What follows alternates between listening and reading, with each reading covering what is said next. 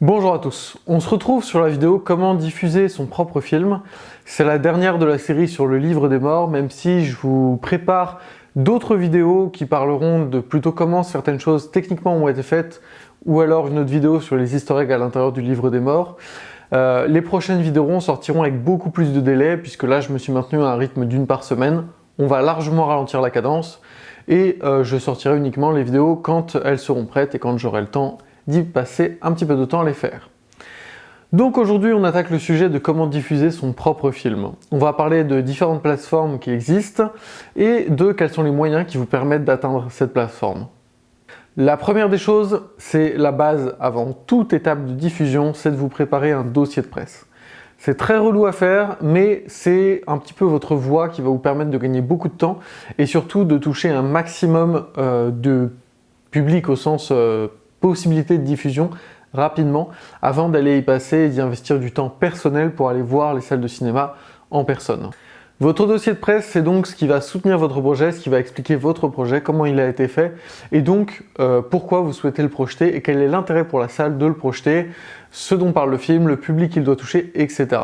Je vous invite à regarder un peu sur internet comment on crée un dossier de presse pour un film de cinéma. Le premier des cadres de diffusion dont on va parler, c'est tout simplement les salles de cinéma. Ensuite, on va parler des plateformes d'hébergement web, etc. La première des choses, on en a déjà parlé dans la vidéo précédente qui est comment financer son propre film. Je vous invite à la regarder, c'est de faire appel à un diffuseur. Un diffuseur est un groupe ou une entreprise qui va acheter les droits de votre film avant ou après la production de votre film et qui va tout simplement, lui, s'occuper de le vendre à des salles de cinéma ou à des plateformes d'hébergement, etc. Donc, de ce côté-là, c'est assez simple. En fait, vous allez essayer de défendre votre projet auprès d'un diffuseur pour que lui, il le diffuse de lui-même et qu'il fasse les démarches pour créer les affiches, les visuels, les publicités sur Internet, les publicités même dans les cinémas, etc. Enfin bref, toute la communication pour vendre votre film dans les cinémas ou dans les plateformes web. Donc là, un diffuseur, c'est évidemment la voie un peu classique et assez rapide, on va dire, puisqu'il vous suffit de trouver un interlocuteur, ce qui vous permettra d'atteindre plusieurs salles de cinéma, tout un réseau de distribution en fait. On reparlera des salles de cinéma un peu plus à la fin de la vidéo, on va parler toujours des circuits un peu plus classiques, donc on va parler des plateformes d'hébergement comme Netflix, Canal+, etc. etc. Il doit y avoir une plateforme qui appartient à TF1, enfin bref, je ne vais pas tous vous les lister, mais vous en trouverez pas mal. Là, ce sont des plateformes auxquelles vous pouvez vendre votre film pour qu'il soit mis à disposition pendant une durée, ou pendant une durée indéterminée, sur cette plateforme. En général, je vous invite tout simplement à trouver une liste de ces différentes plateformes et vous devriez trouver sur leur site des formulaires et des endroits où vous pouvez déposer vos dossiers de presse pour leur proposer votre film.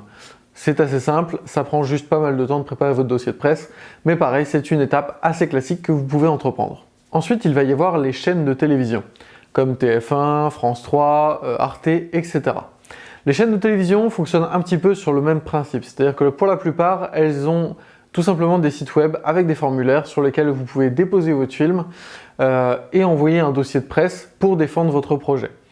Alors, c'est pas le cas de toutes les chaînes télé, parfois il est préférable de trouver un interlocuteur qui permettra de pousser un petit peu votre film et même de l'emmener jusqu'à la chaîne télé.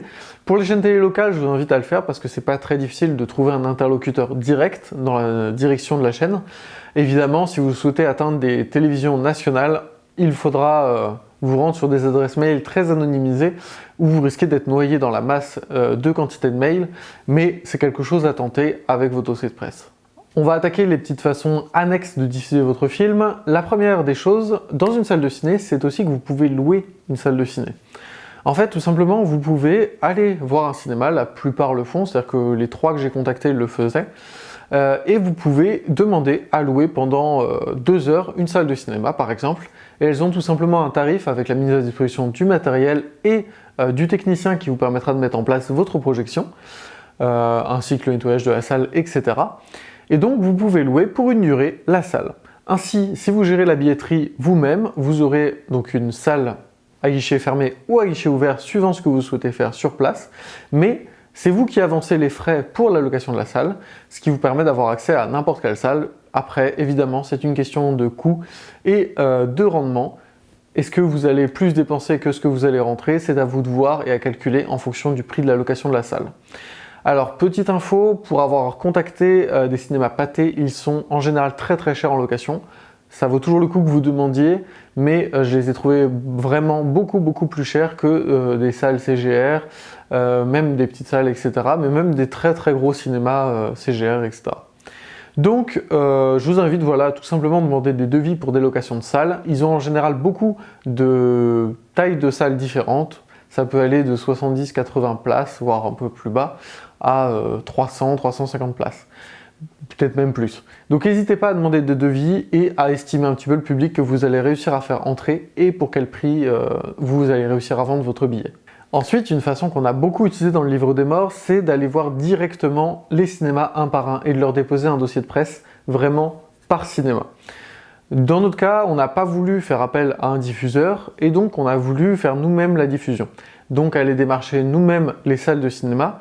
Donc je suis allé simplement déposer des dossiers de presse à plein de cinémas et rencontrer les directeurs de cinéma en personne pour défendre mon projet, et donc essayer de faire en sorte qu'ils aient envie de diffuser le livre des morts dans leur salle.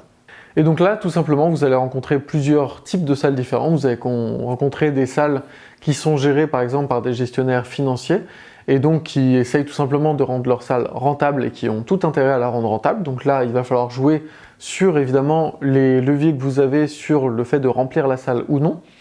Et ensuite, vous avez les salles communales où là, la rentabilité est moins une question importante, mais où ce qui va les intéresser, c'est déjà l'aspect local qui peut les intéresser, mais aussi le fait de faire plaisir à la population, aux citoyens qui sont présents sur la ville ou sur le département. Donc voilà, n'hésitez pas à mettre ça pas mal en avant, c'est un pied important. Enfin, un autre moyen de diffuser, je vous en présente encore deux, il y a évidemment les festivals de cinéma.